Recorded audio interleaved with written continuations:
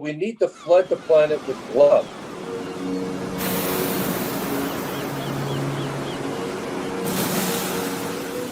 We need to flood the planet with love.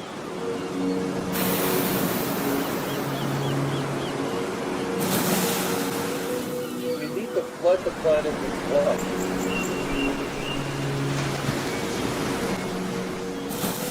We need to flood the planet with love.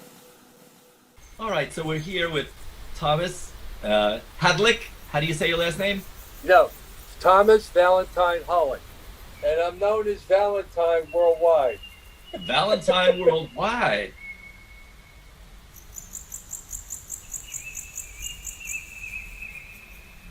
Valentine's my family name. Just so you know, I'm being told I'm 9 generations now. 5 on my father's side, 4 on my mom's, and it's Valentine, Valentine, Valencia, Valentino. They'll be Valentino. All the Italians love to call me Valentino. South America, Valentino. Maestro, that's the I try to go all of a sudden I get into my Yiddish. I'm Italian and segue into Yiddish. I got the languages. Sometimes I'll say like 3 words in a, and then each one will be a different language, There you go. Beautiful. Yeah, well, I get along very well with Italian people because I'm from the metropolitan New York, the melting pot, and my mentor was Italian. I mean, he was world-renowned. He had television shows. He was in Hollywood, and he would give love to people, hug people, and, hand to hand, embrace one another. And that's what we need to do in the world now. The reason I'm bringing out the golden rose is because this is my talking stick, brother. This is actually a pure golden rose. It's not a fake one, a covered one. This was given to me by White Feather. She's Cherokee Indian.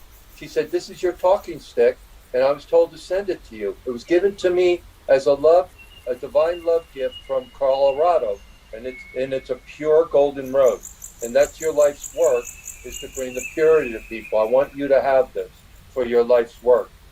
I woke up at 4 o'clock in the morning. I'm usually up at 2, 3 in the morning. I'm a channel, and I get movie clips and film clips on, okay, God, where do you want me? And start showing me who I'm going to touch in the next 24 hours or 48 hours. I'm going to meet in Hawaii, and prayer goes out, and people know where to turn and say, God, send me a messenger. And that's my life's work, as a messenger, to give hope and to give real hope to people, not false hope, and to help them through their illnesses, their blockages, or their, I work with Parkinson's, leukemia, cancer, skull. It doesn't matter what it is, David. I don't, but I'm using that vessel to connect and bring people out of their misery, suffering, and sorrow. Yeah. Beautiful. We're here to interview for the purpose of being on television, and I think it's noteworthy because people need to be connected to the stars in the world. The stars in the world give light, they give inspiration, and it comes from merit. When you merit something, like you get to be on television, not because you stole a car or because you got maybe because you got a 30-point basketball shot. So, that's, there's stardom in there too. And we're talking today about a different kind of stardom, a pure stardom. And it's a stardom that we don't need compliments for it, and we don't need the honor. The honor is the humility of it, to be humbled by the opportunity to share light. And the light expands through humility. And it's kind of tough out there because people don't really want to recognize when someone has light, and they'll be jealous of it and they'll try to shut it down. And then it tends to get you into an ego battle. And it's the last thing that someone who's on the path of righteousness and climbing the mountain of the Lord is to get pulled into another person's deceptive, ego battle. Yes. Yeah, right on. And it's really beautiful the way you enunciate it and the way you expressed it and engaged in that information, because people don't realize what you just said is a lot of wisdom, brother, a lot of experience and background. Thank you. Yeah, it is.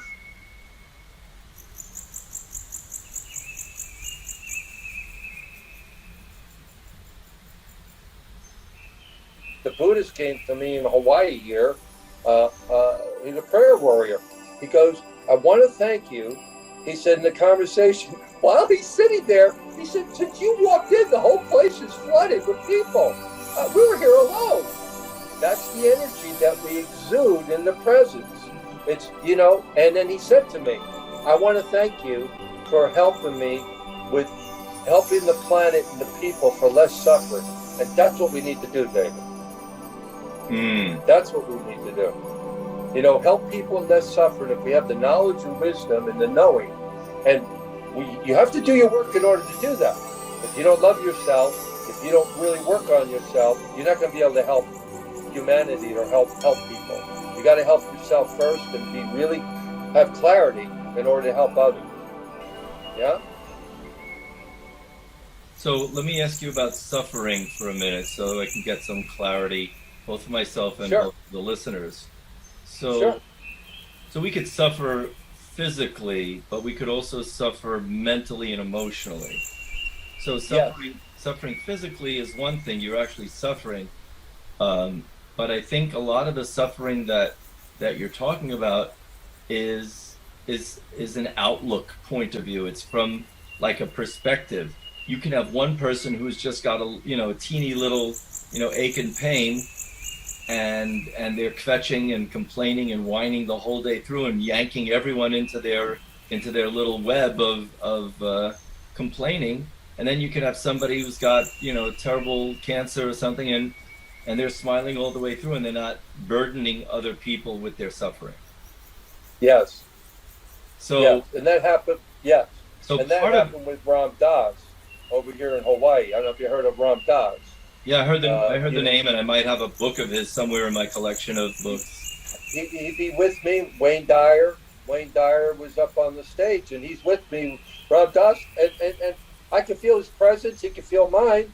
And I turn around, and he goes, "Nice to see you, Valentine." He was in a wheelchair and stuff, and he was just beaming with love. He goes, I'm working on my thing, and I work with him, with acupuncturists. I said, I said to Ram Dass, because he's from Boston, he's from India, he had all his mentors and followers from around the world. I'm sure, Ram Dass, be in the moment, be here now.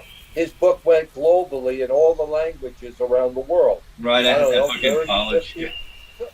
So in homage to him, because he just crossed over within a year ago when I was doing the video in Eel Valley. You'll see it on my YouTube channel, but only I use the YouTube channel for interviews.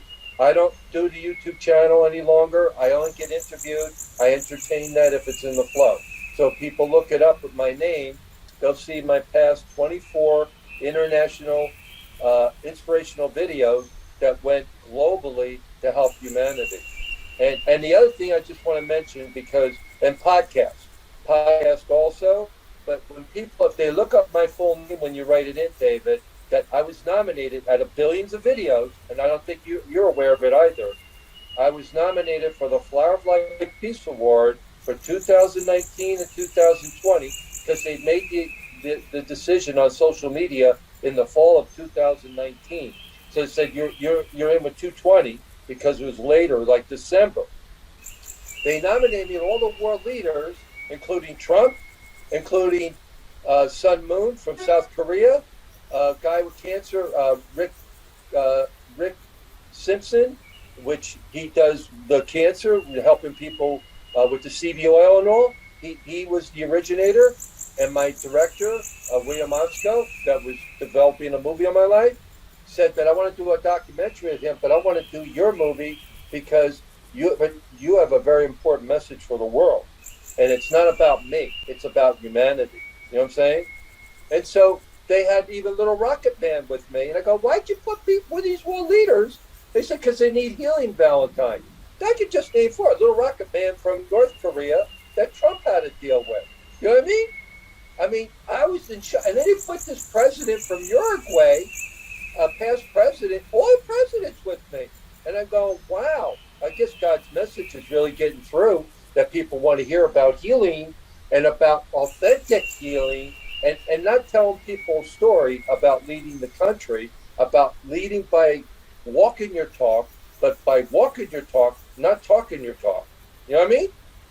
We have too much talking and not walking on the planet, on Mother Earth, right? Right. So Yeah. say more about what we need to do in terms of walking and not talking. What Okay. what So, what for specific things do we example, need to what specifics? well, what we need to do, we have to get into our purity, brother. Whatever that takes in your purity. I had to go into sweat lodges. People may go to church. They go into prayer. They get on their. I'll tell you, kneeling will get you out of your ego. When you kneel and you connect to the creation of God, let me tell you, they you said, okay, I surrender now. I'm not. I'm surrendering. Whatever it is that you need to surrender to, I don't care if you lay on the earth and you're in the nature. Nature's the best blessing, best healing that you can. That's why we need to keep our nature alive and pure under a coconut tree, like you have in back of you there in Florida, in Hawaii, like we're in Hawaii together with the coconut tree. And I don't care whatever kind of tree it is, because that's your life force. The tree is giving you energy. If you meditate, whatever it is that you need to clear physically, so it's mind, body, and spirit. My specialty is the emotions, the emotional. I didn't know that, but people come to me. That's what I need. I need the emotion. I need to do the clearing. Okay, this is who you need to see. So I went into a sweat lodge with the Lakota, and with the Lakota Indians here in Hawaii, and it's a lodge where I work with the medicine moose. They call me Moose Tart, just like Braveheart with Kevin Costner. They call me Moose Tart. I don't look like a moose, but that's the power. And I work with the feminine energy, not just the male and the female, the balance. The female energy comes out of nowhere, they said. And I experienced the moose in Sweden is when the lodge leaders, he was from Alaska, Makeshta, here in Hawaii, and Sage, which her name is Jessima, with the Buddhists and with the Dalai Lama, stays at her home, and we named it the Lama Room. And I was with him in Denmark. Actually, the Dalai Lama and I have the same birthday, July 6th, different year. When I was in Denmark and Sweden for 2 years, and I was supposed to be there for 3 months, David. So, and I watched all these people, since you mentioned about the healing, how do you do it? People in Denmark and Sweden are like, hey, how do I get to fly? How do I get to ground and fly? I'm done, and I would hug them, right? And they would start to fly. They want to run up the hill and start, because they feel the solar energy, what I was ignited by in the wilderness, which is the central sun energy, which doesn't burn you on the earth plane. It's the heavenly light. I experienced the heavenly light to bring it down here with an African shaman and a yogi. Her name's Reverend Celeste Starr and Vibe. And they said, she brought me up into the mountains, this Reverend Starr and Celestial Star. And she said, take these rivers of water and give it to your brothers and sisters. And I haven't stopped since. And this is since 1991. I knew that I was here on purpose. And that's what we need to do. Once we find our God-given mission or purpose, then you're ignited to go forward and to help Mother Earth, to help humanity, to help your brothers, your communities, your families. That's what we need to do. We need to flood the earth with kindness, with love, with divine love, spiritual love. Not love that you get together and just say, oh, well, I love you and all that. No, authentic love, spiritual love. You know what I'm saying? We need to stay connected authentically together. And I think that all this that's going around the planet right now is uniting us to come forward to bring that divine spark of love within each of our brothers and sisters, no matter what place they are in their lives, that they know that they're divinely loved. And that's what I named the movie, the story. I was given it called The Diamonds of Love. And the Buddhist said to me, get this, I'm in Denmark and I'm doing healing work. I'm supposed to be there for 3 months. With a Danish healer, she's a sound healer, Corinne Shelda. She's over in New Zealand right now. And I leave here from Hawaii. She lived in Hawaii. And I go over there, and it's an international group that they want me to come in to do the healing work with. And I said, this Buddhist, he's got all the painted on him, on his chest and all. He said, Valentine, I prayed about you. He said, I'm going to do the healing work, but they told me this. The greatest gift that you have, that you share with every soul, wherever you go, is the diamonds of love. That is your gift to the world. And it's not for me, it's for us all to come together. And that's what I've been doing my whole life since on my paper routes, is uniting people to bring that spark of joy, of happiness, that spark, that golden angel, because I experienced the golden angels in the wilderness. They're smiling at me like little Pillsbury boys, little Pillsbury girls. They're smiling like cherubs and robust and happy and just beaming at me because I opened up to that dimension. You know what I'm saying? Sounds good. What are some of the practices, do you think, other than doing the sweat lodge? Everyone seems to have their path, but maybe there are some general things that we can do, like even a raw food diet, or drinking water. I'm telling you, the purity of water. You go in the shower, you get clear you go into your purity, and you'll see things start happening in your life when you get clear with the purity. With water, meaning cleanse your body away from all the static of life and everything around you at night. During the day, go in the tub. I'll tell you what's a really good thing, cleanser for people around the world, is to get in the tub with Epsom salts and lavender or any kind of essential oils if you want. The Epsom salts will calm your body. The Epsom salts will put you in a state of consciousness where you will then be like in relaxed state, that you can then go out of the body, or you can get those dreams. And what I recommend also is to be in homage when the sun is rising. It's very important for your eyes and your eyesight. Outside of all this, the natural lighting's the best for your third eye here in the sun. You close your eyes because you can keep your eyes open, but you got to know what you're doing, because you don't want to burn anything out early in the morning. You want to keep your eyes closed. You can keep them up for a little bit. People that are, that are advanced souls that understand what to do with the sun. I don't want anybody to get hurt.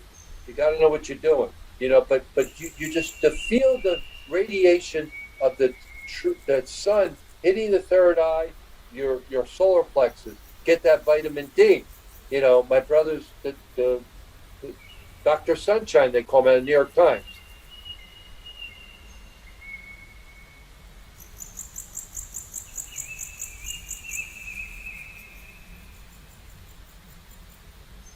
My brother, Dr. Michael Holick, is the godfather of vitamin D and D3 globally, and that's his research of 45 years and his foundations and everything in regards to photo light. He researched it, and he believed it since he was in his 20s. He had the sun tie in college at Seton Hall. I remember, that he came in with it as a sun,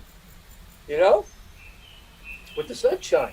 So we need the sunshine, definitely with the vitamin D, but in the sun in the morning, in the evening. I would go during the day after a period of time, get your body acclimated with exercise, nutrition.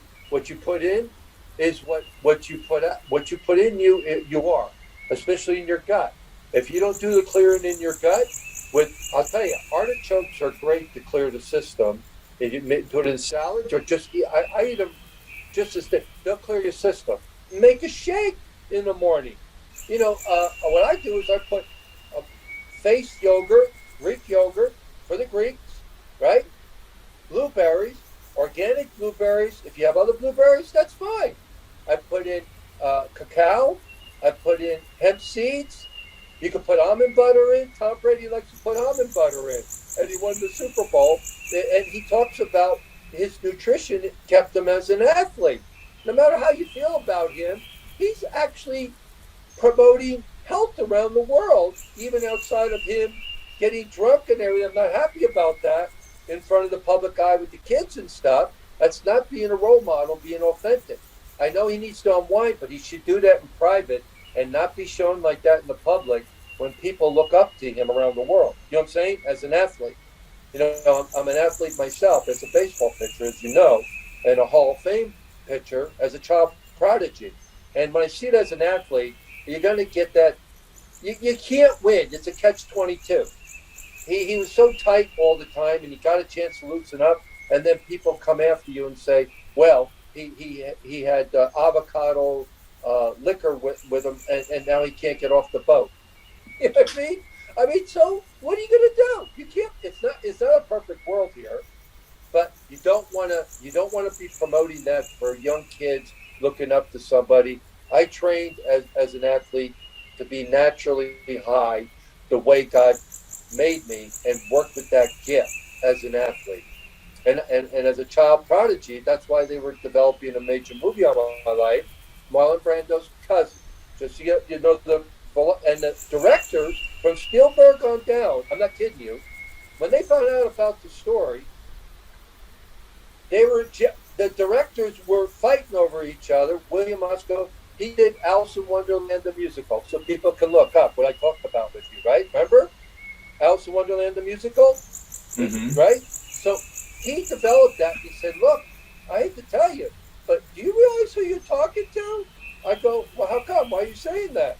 He goes, "My films, do you understand that you'll be shown like in 300 countries overnight? My films get that kind of, response when I bring it out." I go, "Great, that's what I've been asking for, to reach the planet, to help the people. It's not about me. It's about us all coming together in our hearts and our whatever our knowledge and wisdom we can share together, and that's the ancestors that taught us, and what we have gained as knowledge, we need to pass on to generation now. That's what we need to do, David. We need to bring the positive energy and flood the planet with that energy and move past our karma, because we do have karma. It's the reasons why we're here. Or if you don't have karma, which most of us do, we have experiences to move through it through teachers, through mentors, and people that you entrust with. And then you have to trust within yourself, your intuition. And women will tell you about their intuition. They'll expose things because they've got it. And the men have it. The men are the hunters, but they have so much responsibility that they can't. They trust their instincts on the hunting, but they're not trusting on the intuition and the heart, because the women are doing it for them. You see, but the men of light, which the women are waiting for this message, David.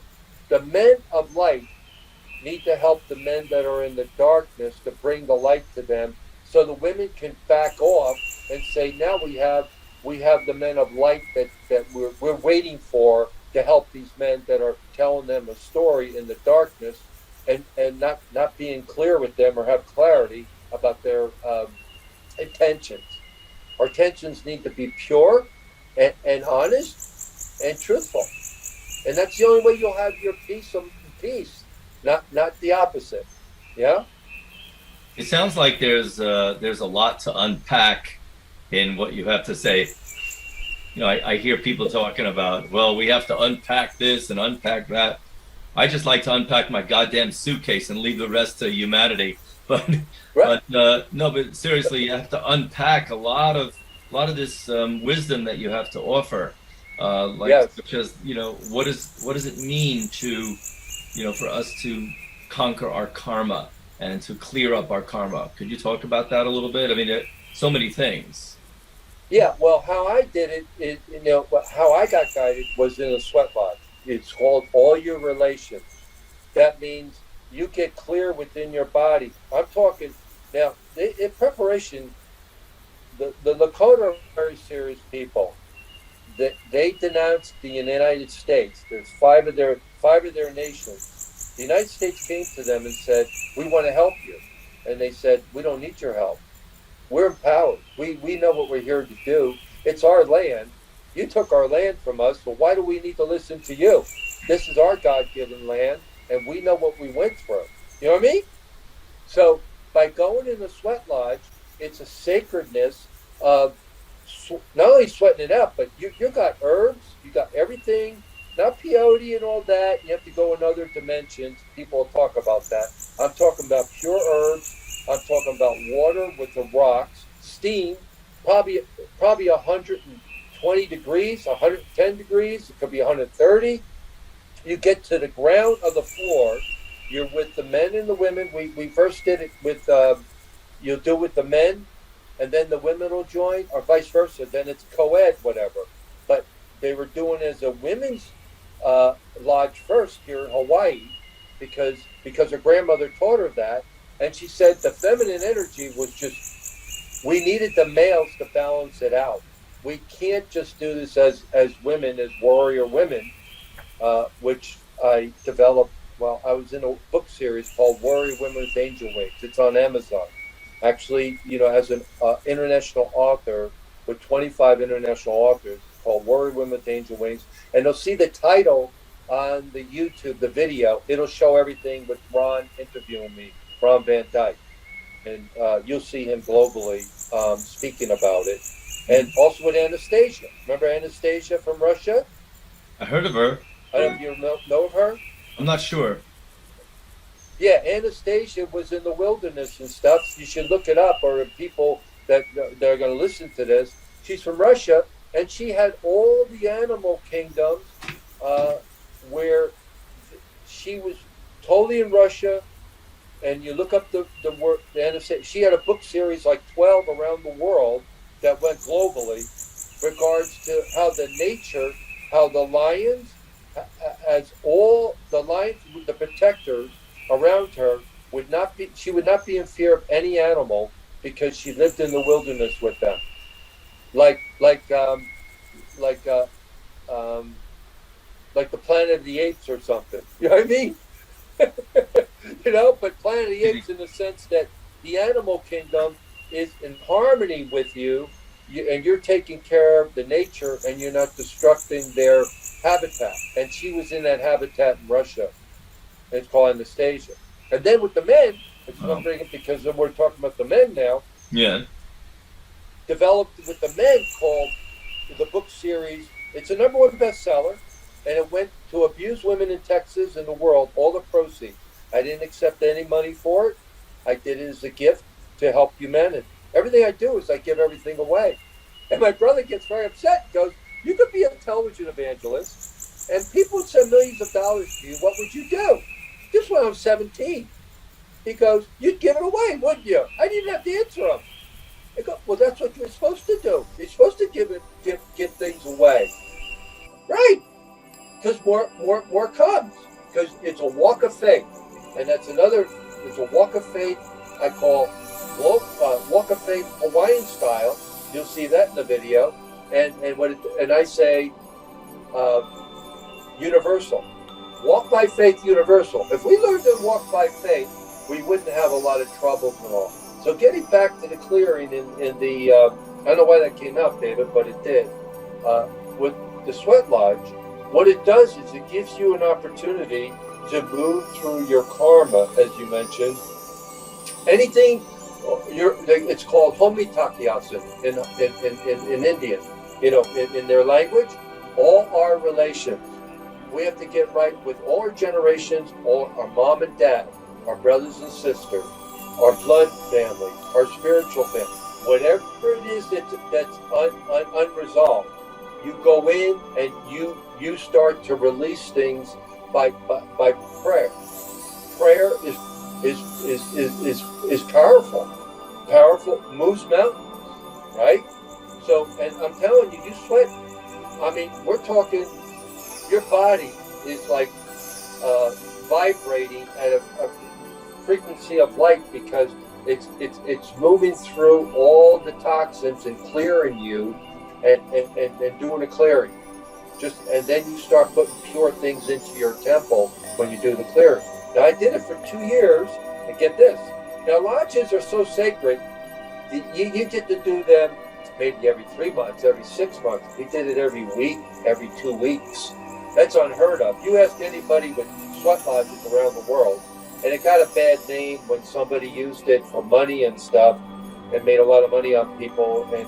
But these people have been doing it as a generation and generations all over the world, the indigenous people, and they don't charge people. We give gifts. We bring in, we share food together. We don't charge people. We have people in Hawaii that find us out. They travel in here and they seek out our lodge where we're at, because those that seek it shall find it, David. That's the message. If you could go, you want to go to a psychologist, I would go to ZG. Your dear friend you woke up, you grew up for 25 years. If you want to think, go to the ZG's website, Aura Healing iPhone.com. Or contact David and I, and we'll get you in contact with ZG, because you could go counsel for 40 years, but he has a gift where you don't have to even counsel. He goes right to the core of what's going on with you.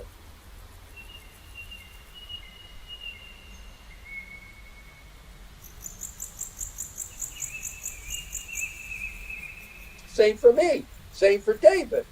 We all have these gifts. You do it through voice, and also your knowledge and wisdom that you have, you picked up, especially with your mom, Lily. You wrote that book. Holy Fire. Holy Fire. Right, Holy Fire. I mean, come on. I mean, your mom and look what came through with Lily. I mean, I read it. I mean, Holy Fire is right. You read the book? Yeah. Huh? Proud of you. Yeah. You enjoyed it? Yeah, very much, very much, very touched by it when you sent it and all. And I have some other people that I want that to be sent to, so I'm going to get the information, have you send it over to them. All right. Yeah. Great. The Holy Fire. Yeah.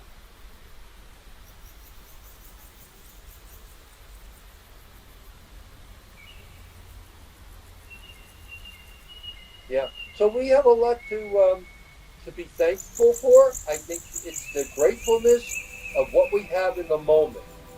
We'll see. Okay, God, where do you want me next? Or where do you need me? Okay, where's the source want me? Whatever speaks to you, whatever you're. In India, they have all these gods. There's a source, and I experienced that source, the golden sun, that central sun, and I experienced the living Christ and Mother Mary. And I kid you. Mother Mary handed me a white rose with 2 elders were with me, which I don't know if you're aware of. In Southern California, they had these waterfalls going, and they said, please don't do this, because they knew that I'm a teacher. I would teach this. They said, this is a sacred thing. I don't want you. This is for you. And Mother Mary appeared to me and handed me a white rose, just like you see the golden rose that I'm holding. Yeah. The pure golden rose. She looked eternally just aside. It would blind you, the light the light that we're from. It would blind you on the earth plane. It would blind you with so much intensity of divine light. But she revealed herself to me, because my life's mission is to help people with purity. That is my life's mission. I've been naturally high since a child, and I have to work on it every day like everyone else. Everyone thinks, oh, well, you walk on water like Jesus. No, I have to work. I'm in the physical body. I have to work things out. You know what I mean? Absolutely. On a daily basis. Right? Absolutely. Yeah. Well, yeah, but there's so much for you to instruct. There's so much there. How do you, how do you shift people into this spiritual way of thinking, especially in these times that people are being brought in, I would say, through the darkness into a lot of fear, and I haven't even fathomed how that fear and what's going on today in the world is really maybe a challenge for those people who really want to be on a spiritual path, because this darkness is so prevalent. Those people that were on the path, either, if they were strong Jews, Christians, Buddhists, or on a spiritual path, I think most of them got derailed and everybody's getting sucked into this rhetoric of fear. So I Yeah. think it's a Yeah. challenge for all those believers on any level, to maybe turn. We say in Judaism to return, to Yes. teshuvah, to return. So Yes. I think maybe we need to return to our spiritual commitment. Even those people who are on a very spiritual path might have gotten sucked in because of news or family.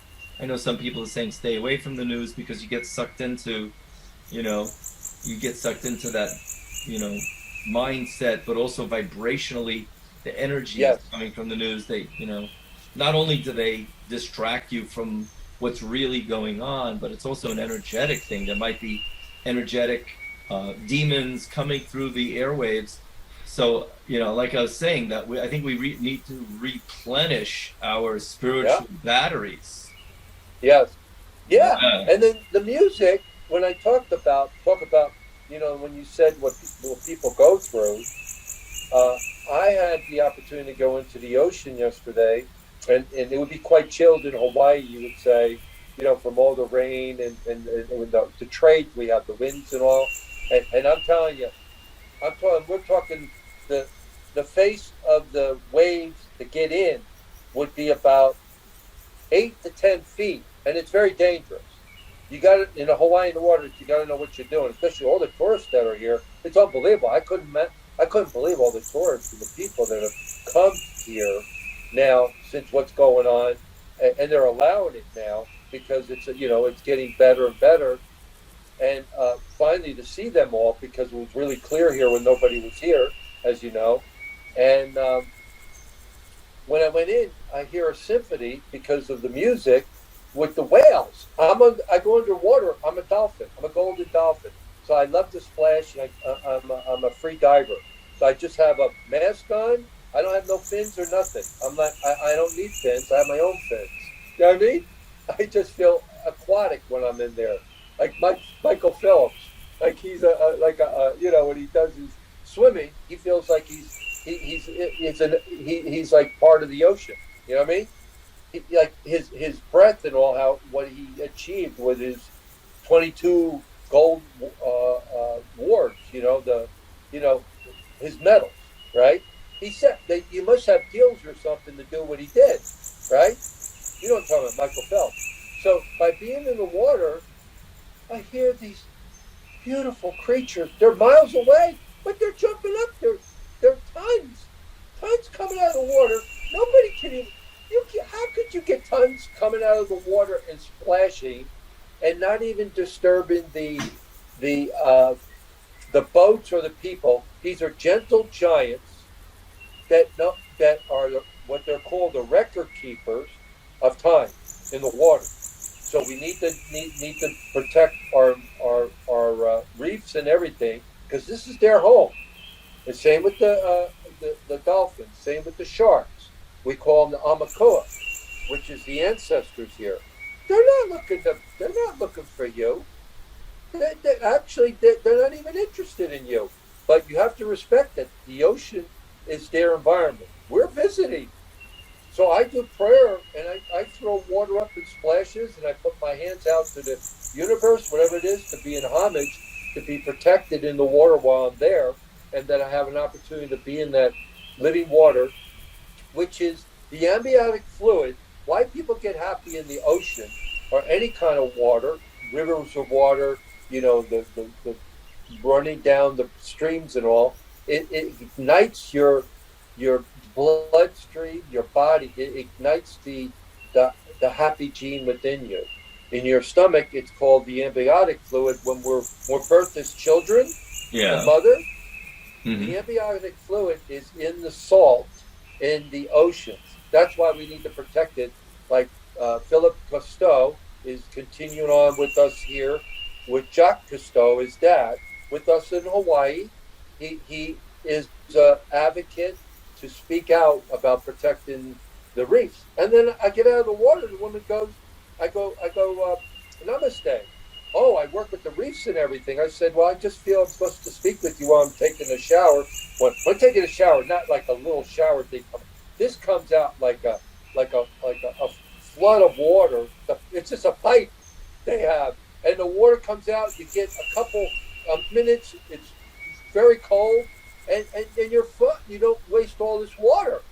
They just it floods your whole body where you get all the salt off, but you don't stay in the shower with the kids and run in it all the time. You can't because you don't need to. People would shut those valves off. But that's the kind of shower we have at this particular beach, right? And when I went in the water and stuff, I got this message, and especially you with the singing, that it radiates this symphony throughout the ocean while they're coming in from Alaska and different parts, Seattle, around the world to birth. They're birthing their babies here in Hawaii during the summer months. Then they go back up in our winter months here. They're here, but in their winter months they're migrating back to Alaska in the summertime over there. But this is where they birth, and that's why they want to keep the waters with the whales, the dolphins, and all the creatures, uh, sustainability and pure in there, so they have their habitat that can be fruitful for their schools of fish. And when we eat the fish, you want things that are non-toxic. You know what I'm saying? Right. So we need to take care of that environment. Yeah. Mm. So, but when I went in, I'm telling you, I came out and I was flooded with so much love. I told you, the laughter. I can't stop laughing with the joy inside.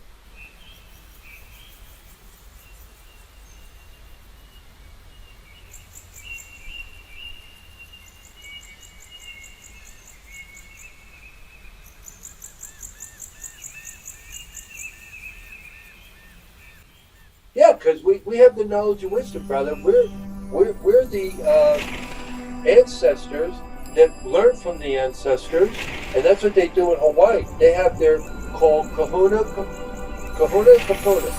They listen to them because they've seen their walk, and they see their walk is very pure, and they I want to check with my kapuna, my elder. I want to check with my elder. Great. Well, me, I know the elders. They actually go nose to nose with you. That's and they go forehead to forehead. You know what that means? If they go forehead to forehead with you, when they greet you, I'm talking, you're one. You're one and the same together. Forehead to forehead. And nose to nose is royalty. And they come nose to nose and forehead to forehead with me no matter where I go. With the indigenous, with the Hawaiian ancestors. He's called the Hawaiian kingdom here. They have a king and queen, and Maui, and all the islands they have kings and queens, and these are living kings and queens that represent Hawaii. And when I went to this event to help Hawaii, where all the elders and all, he stepped out of his position as a king and came over to me. And acknowledged me forehead to forehead and whispered over to me and said, "Thank you for coming. Thank you for helping my people." The elders come to me and they call, "Thank you for helping my people. Thank you for wow. coming." Yeah. Wow. Yeah. Even Pastor Lucky, he married over 10,000 people. He was on Modern Family. He said to me when I was original Pihi, he does a facello. He's known all around the world as a high facello, operative, high pitched voice. And the whole Pihi brothers, they're known all around the world for their Hawaiian singing, right, globally. And Iz too. His name's Israel Kamola. Israel, we call him Iz. And he did the rainbow, over the rainbow. You have to look it up. It is Israel. Come on. Well, what happens is there was an acknowledgement where thank you for helping my people. When I went with him and I stayed with them, and what a beautiful blessing. Thank you for helping my people. Do you want me to Thank you for coming. You want me to look it up on the internet right now? I could look it up for you. Which one? The Over the Rainbow. Oh yeah, Over the Rainbow. I-Z. It'll say Israel Kamoli. There he is. You see him with the shaka? You see the Hawaiian in the middle? Somewhere over the rainbow. Oh, that guy? Yep, him. Yeah. If you put that in our interview, the whole Hawaiian nation will be watching this in Hawaii, and the world will speak of the music, the vernacular music. I'm telling you, when he crossed over, the whole Hawaiian nation, it was like a they had him as they mourned so much because he was, very young when he crossed over. But the whole Hawaiian nation, I'm telling you, the whole Hawaiian nation, just, I mean, the truckers, you wouldn't believe the reception that he received as a delegate. They have him as a delegate, from Hawaii globally. He's a global superstar. When you get a chance, if you feel to put in a little piece here or there, or the video, when we do something, or whatever, I think that would really get their attention here, that we're speaking about the ancestors of music, the vernacular of music that touches the world. He touched the planet from Hawaii.